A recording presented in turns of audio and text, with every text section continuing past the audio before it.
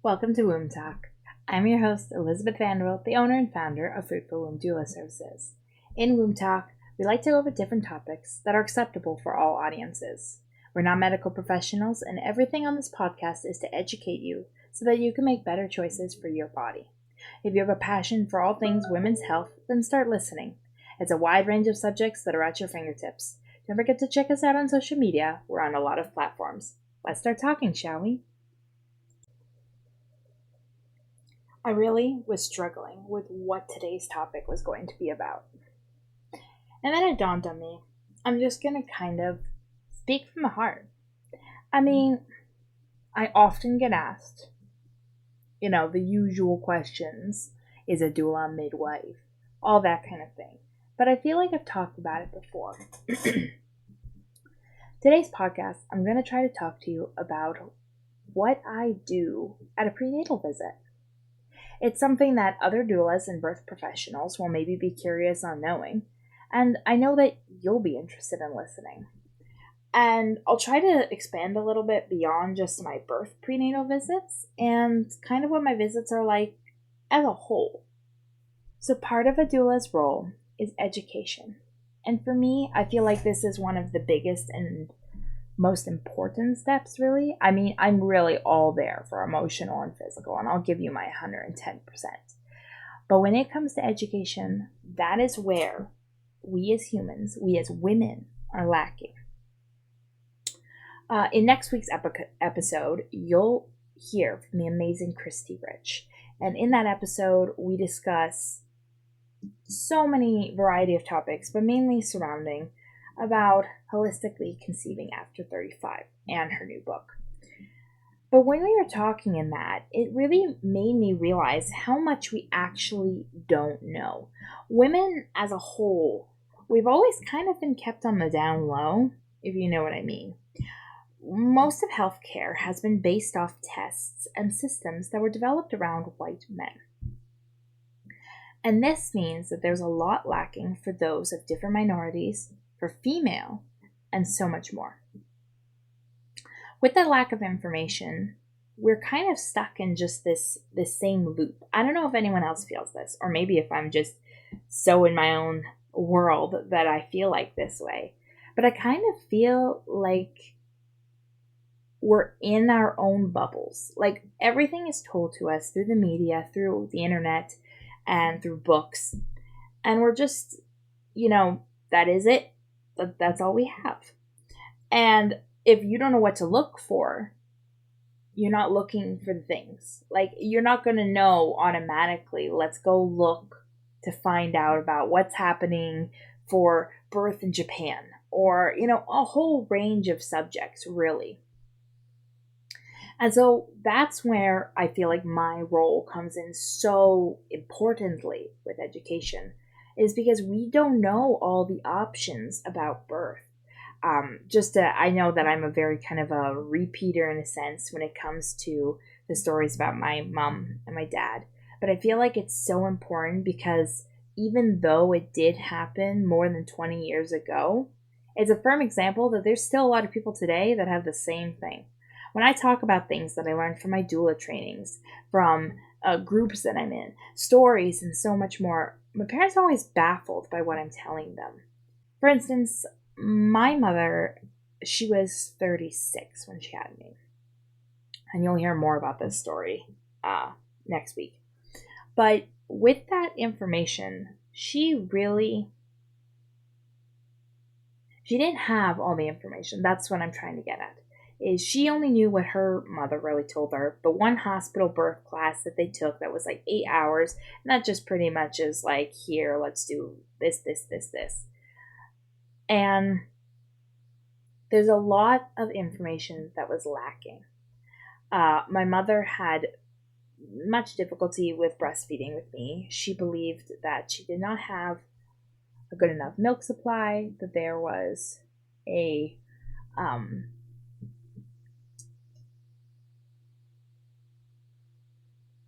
deficiency, that there was lacking of me, that I wasn't being fed enough. And I'm sure there will be some comments if they see the video of my size and that statement in a whole. I've heard that all. But what really comes to it is that my mother didn't know that much about breastfeeding. Even though they had like a nurse that was trying to teach her at the hospital, there wasn't that much information handed to her. So we always make the joke, if I had a time machine, I'd go back in time and help my mom. And my mom always responds with, if I knew that there was a doula, I would have hired you. She's like, I would have had your help. Because she sees how beneficial my helping other women is. And that's something that a lot of people don't know the benefit of a doula. We come and we give you all the information that we possibly know ourselves. And, we try to help you understand things that you may have questions about, that you may not even know what questions to ask.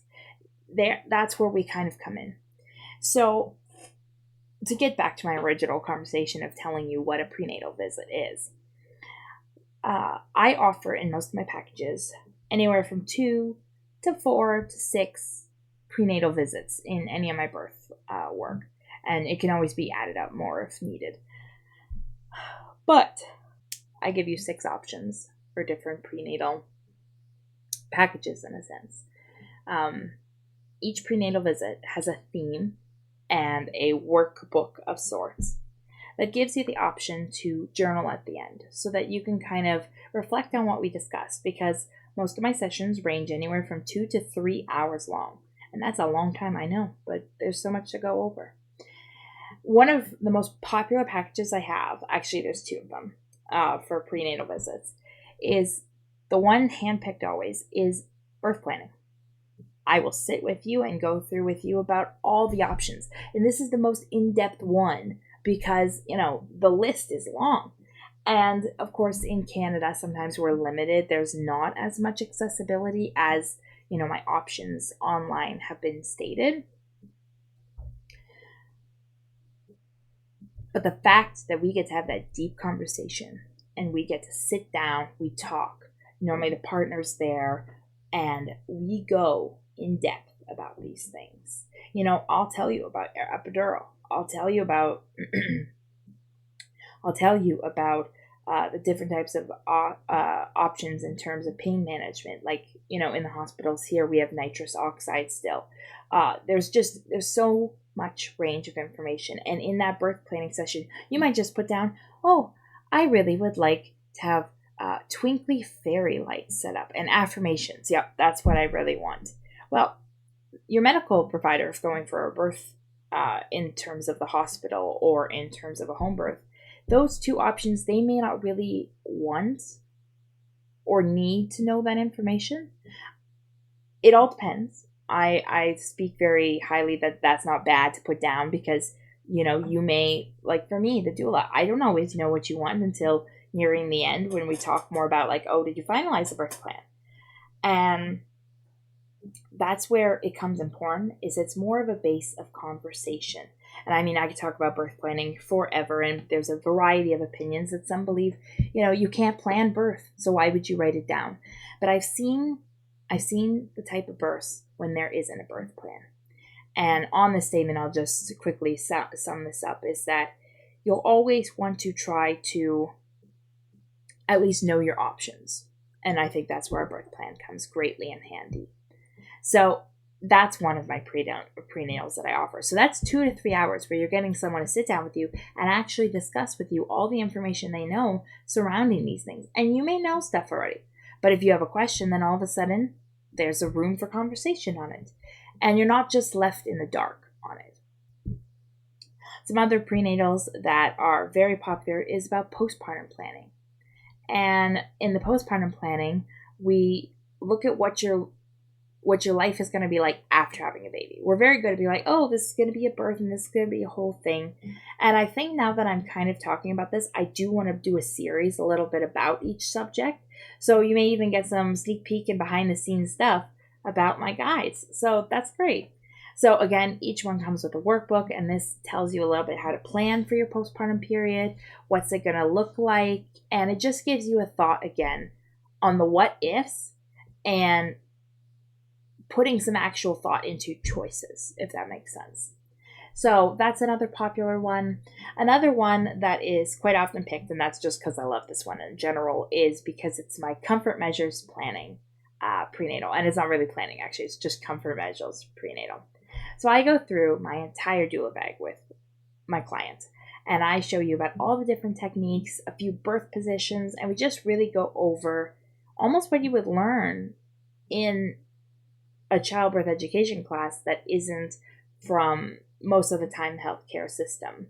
Those ones are free here in Canada, and you don't get the same kind of information as you've done. I have witnessed a midwives childbirth education class, and that was informational, and it filled a lot in an 8-hour gap, but you could still probably teach more in a much longer time span.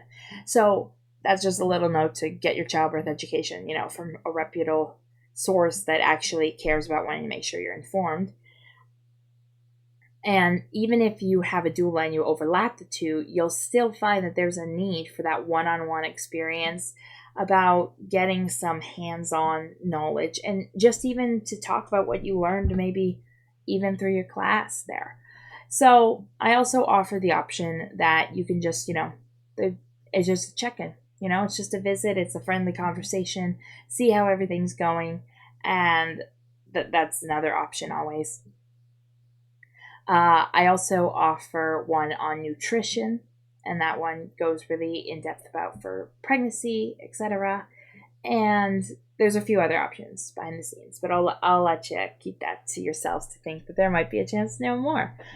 But really what it comes down to is my prenatals are based on education. And I want people to go in knowing things, to educate yourself and to learn more.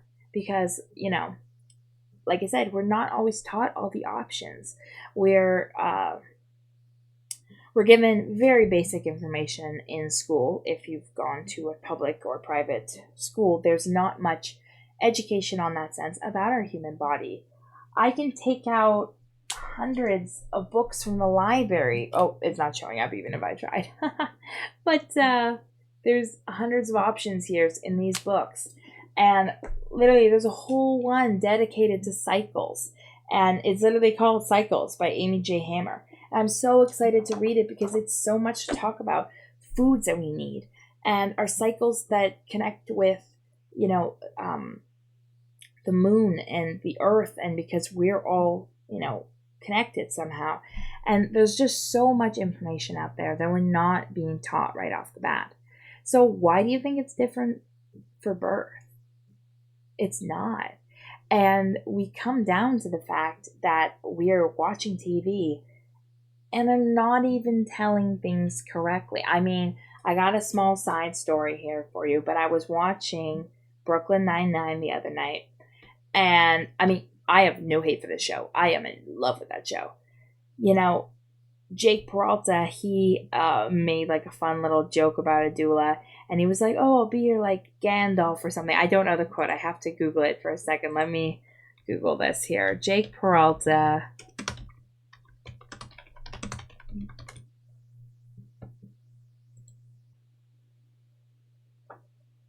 Well, anyway, I can't seem to find it now when I'm trying to look for it, of course. But he says a very interesting quote that he's like the Gandalf of doula, that kind of sort of thing. And, that was really funny in that scene. But later on, and there's a few times that doula's even been mentioned in Brooklyn Nine-Nine, which is great. We're actually getting recognition on TV, which is a whole subject that I could talk about another time. But what really happened in that was another episode. Boyle. He goes and he says that he's like an unlicensed doula. And there's nothing wrong with being an unlicensed doula because there's no really licensure. We're just certificated training. We're just learning. We just learn stuff. And he goes and he says he's delivered 3 of his cousins. And I'm like, whoa, wait, you had the definition of a doula roughly in the past, and now you've gone backwards and you just made it out like he's a midwife. And it's the total opposite.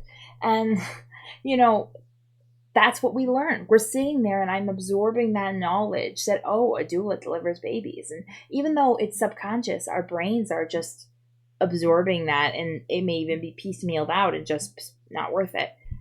That information is through all TV. You have what to expect when you're expecting. You have the backup plan. You have the one with Amy Poehler and Tina Fey, but I can't remember that name, Sisters or something of the sorts. And you're just fed information that isn't always all that accurate. So when you go to birth and you're like, well, it's going to be the most painful experience ever because all I saw on TV was these women screaming and crying bloody murder, and I don't know how I'm going to survive. I'm going to definitely need the drugs. They all ask for the drugs. But you don't know all the information. You didn't know that there's a different option besides an epidural because that's all you hear about on TV is that it's the epidural.